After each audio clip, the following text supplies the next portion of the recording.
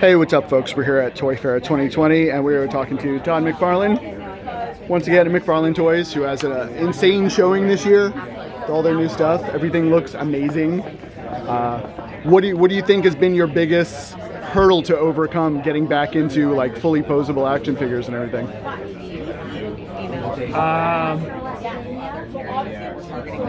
Being able to keep the price at the same. Yeah. The thing with articulation, I know a lot of people like it.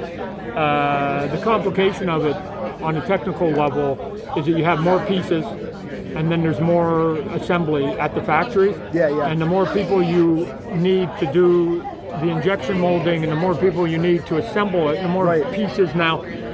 If you got 3 pieces that now articulate in the boot, you have to paint all 3 of those red. Yeah. That's 3 more people. Instead of 1 person painting the whole thing, you got 3 people. So each one of those moves cost you, which is why I think you're seeing a little bit of people starting to cut corners on the toys right now. Because, otherwise the cost can get away from you. Luckily we're a private company, so I don't have to maximize my profits every single, especially for the big company.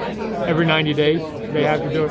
I can afford to sort of put it in there. But engineering-wise and doing it, we've done it off and on for 25 years, so there's no hardship there. Is it a constant challenge to get the level of detail that you want to get into these? To make it come out of China that way?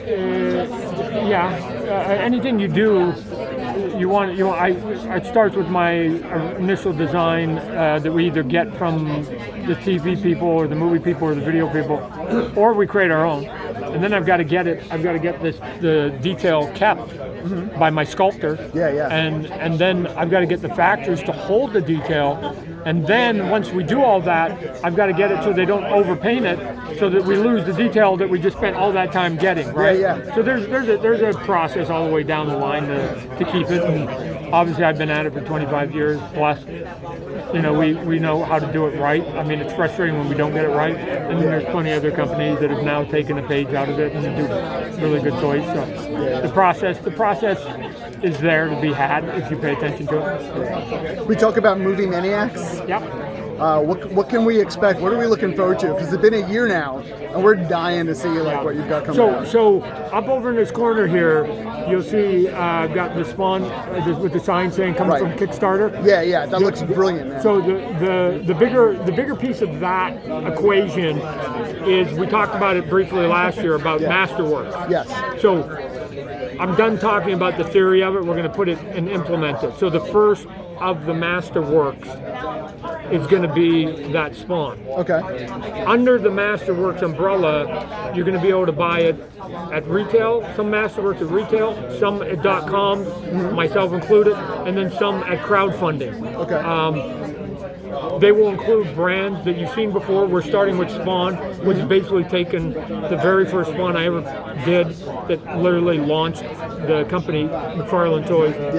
We're going to do a new update of it, but put it in the retro packaging with the hinged cape, so it'll look same scale, maybe a little bit more articulated, but not that much more. And we'll have the retro next to the basically digitally remastered version of it. But then combined with that, under Masterworks, we're going to continue now to do, if you had the 6 Tortured Souls, we're going to get you the 7. And if you had the 6 Dragons, we're going to get you 7. If you had the 6 Twisted Oz, we're going to get you the 7. And to your point, we did more than 6, but if you bought the 6 movie Maniac, we're going to get the 7. So I'm going to have to go.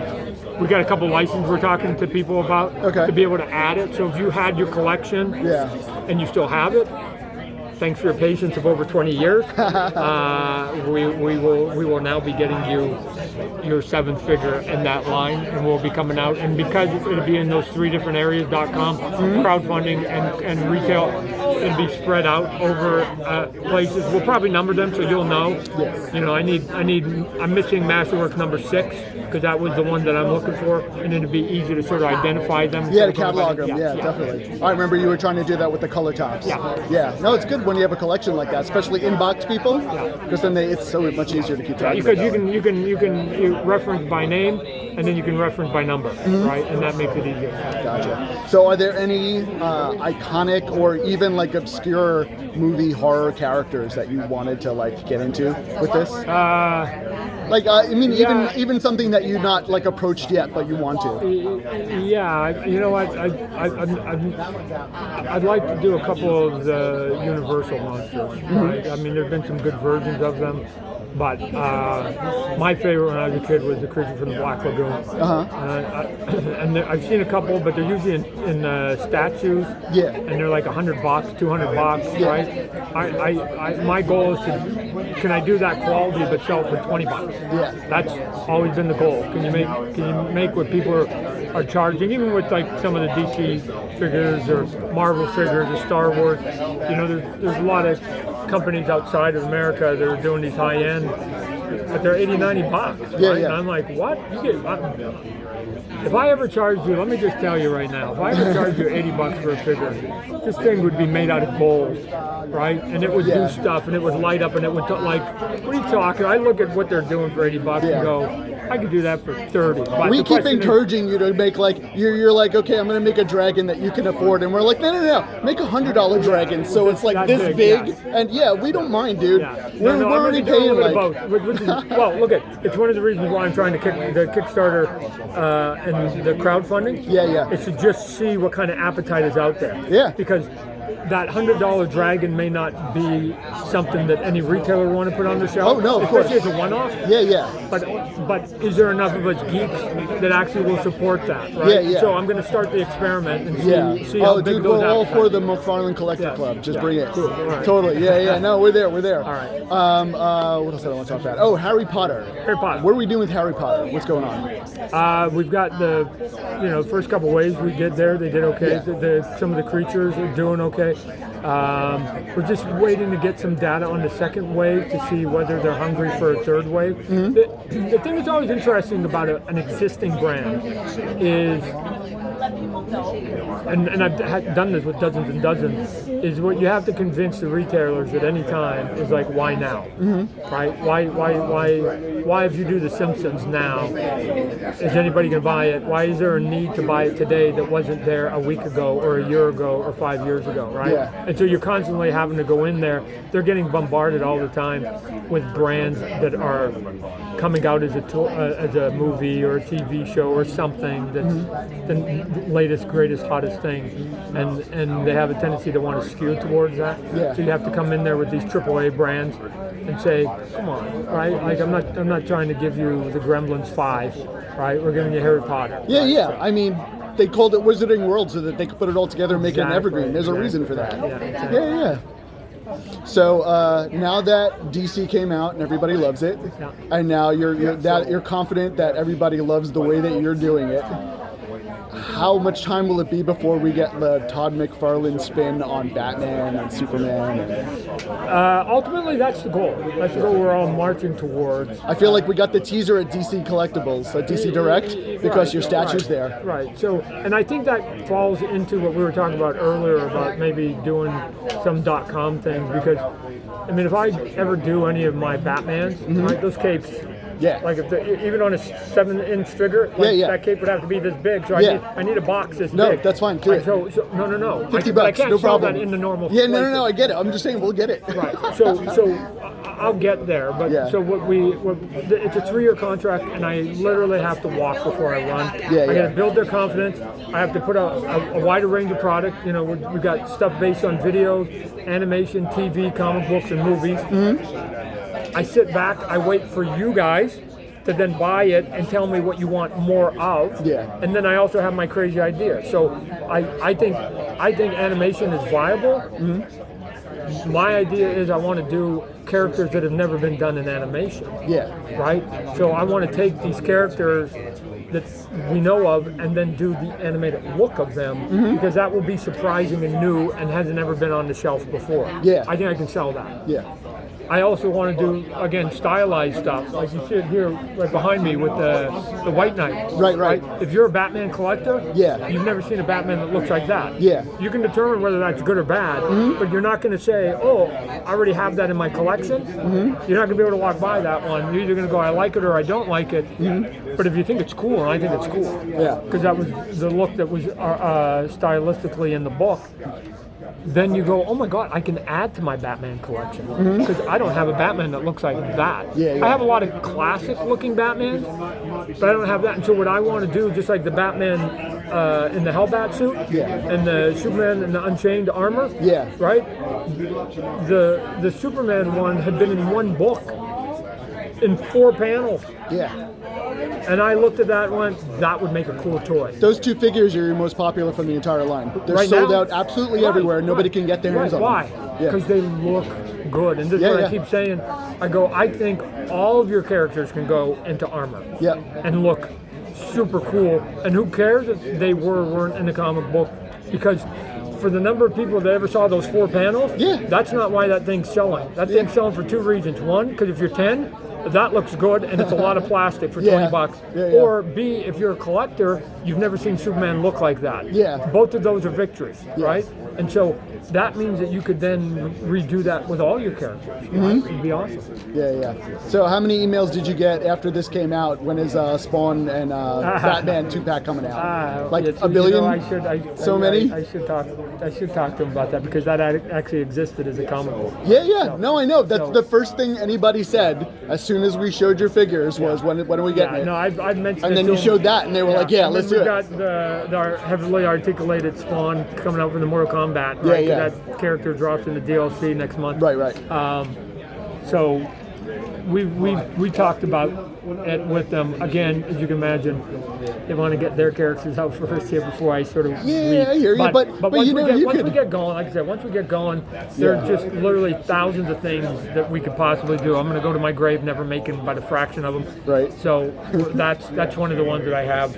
Actually, my idea is I want to do the Batman and the Spawn and make them articulated so they can actually mimic the cover of the Frank Miller. I was just going to say, if it was like the cover of the comic book with the Batman dropping out of the sky and Spawn dropping out of the sky with the big capes behind them. And dude, you're going to sell so many of those?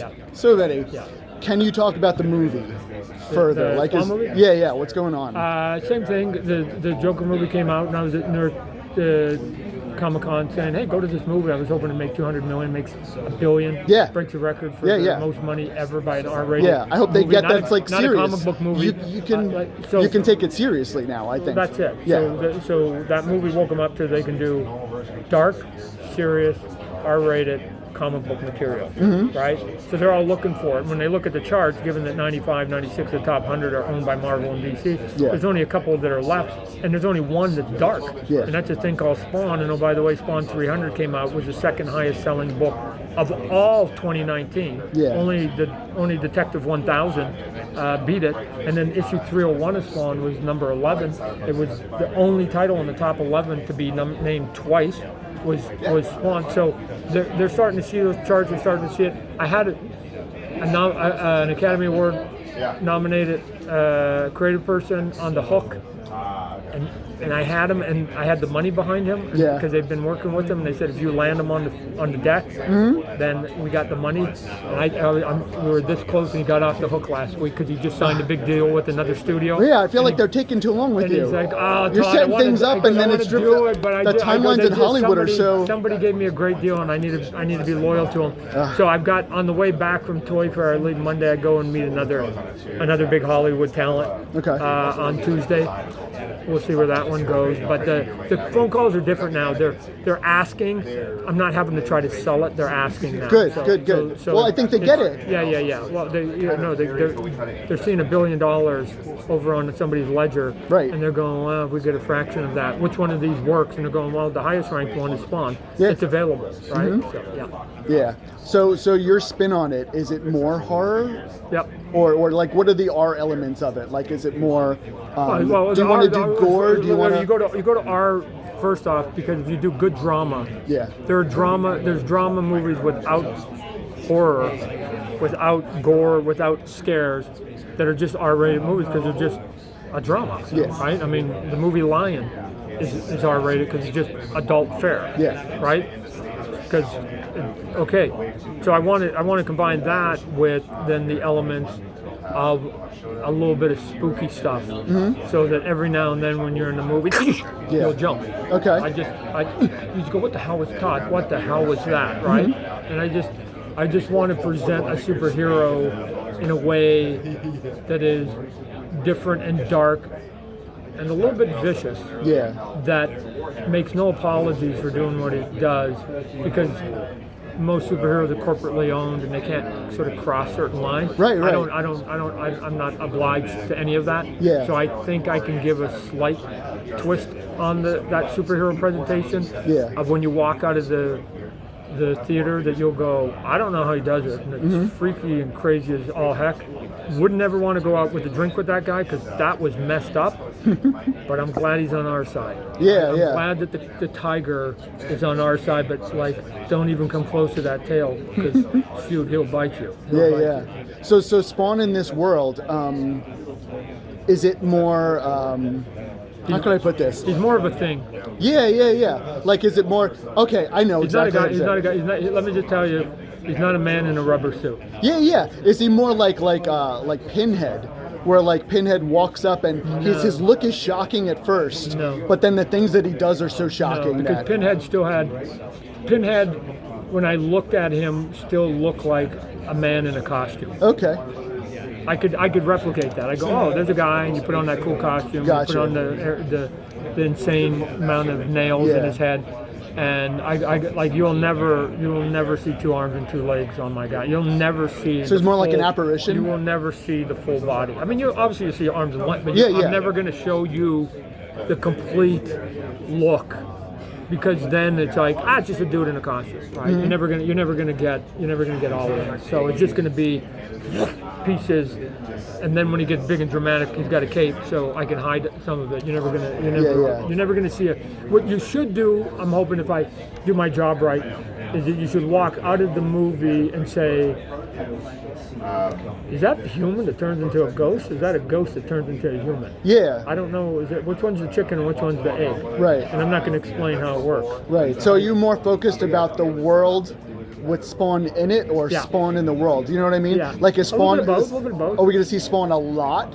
Or is he just this force that arrives? Yeah, he comes when he's needed. Yeah. So like a good horror movie. Yeah. Right. Keep him in the shadows, man. You can't put a spotlight on him too much. He comes when he's needed. Right. Awesome. So, Very cool, man. Dude, it's great talking to you as always.